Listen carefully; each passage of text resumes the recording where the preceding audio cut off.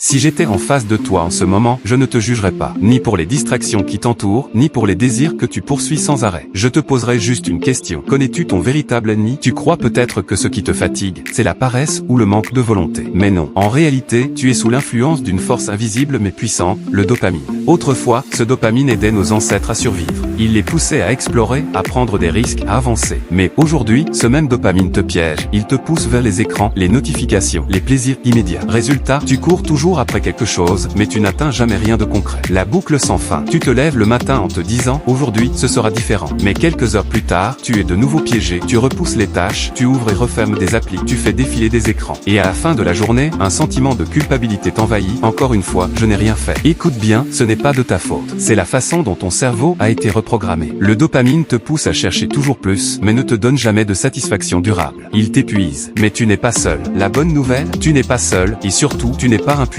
Le simple fait de prendre conscience de ce piège ouvre une porte. Tu peux choisir. Choisir de ne plus fuir. Choisir de transformer ces distractions en opportunités. Derrière chaque envie de fuir se cache une vérité qui peut te libérer. Le plan pour se libérer. Voici comment tu peux reprendre le contrôle. Observe-toi. Quand est-ce que tu saisis ton téléphone? Quand est-ce que tu grignotes? Note ces moments. Ils ne sont pas un hasard, ils obéissent à un schéma. Stop le pilote automatique. La prochaine fois que tu ressens une envie, ne réagis pas tout de suite. Respire. Rappelle-toi, ce n'est qu'un signal chimique, pas une obligation d'agir. Remplace le faux plaisir par le vrai. Dopamine te donne un plaisir rapide, mais vide. Cherche à la place de vrais moments de satisfaction. Lire, créer, marcher, discuter. Accepte l'ennui. On ne le dit pas assez, s'ennuyer est une force. C'est dans l'ennui que naissent les meilleures idées. Recherche la joie profonde, pas la gratification instantanée. Il y a une grande différence entre le plaisir rapide et la joie durable qui vient d'avoir accompli quelque chose. N'avance pas seul. Parle, partage ce que tu vis. Tu n'es pas le seul à te battre contre ce piège. La guérison passe souvent par la connexion avec les autres. Fais-en un rituel quotidien. Chaque soir, demande-toi, qu'ai-je fait de différent aujourd'hui? Ou ai-je repris le contrôle? La clé du changement. Je te le dis clairement, ce combat ne se gagne pas en un jour. Mais chaque petit pas compte. Chaque fois que tu dis non à une distraction, chaque fois que tu dis oui à une action qui a du sens, tu redeviens le créateur de ta propre vie. Ton histoire, ton choix. Rappelle-toi, tu es en train d'écrire l'histoire de ta vie. Chaque matin est une page blanche. La question c'est, qui tient la plume? Toi ou ton dopamine? Tu peux continuer à vivre comme hier, à chercher des petits plaisirs sans fin. Ou tu peux choisir de créer, de bâtir, de vivre une vie qui a du sens. La décision t'appartient. Si ce message t'a parlé, abonne-toi, laisse un like, et partage ton ressenti en commentaire. Tu n'es pas seul dans ce combat. Ensemble, on peut reprendre le contrôle.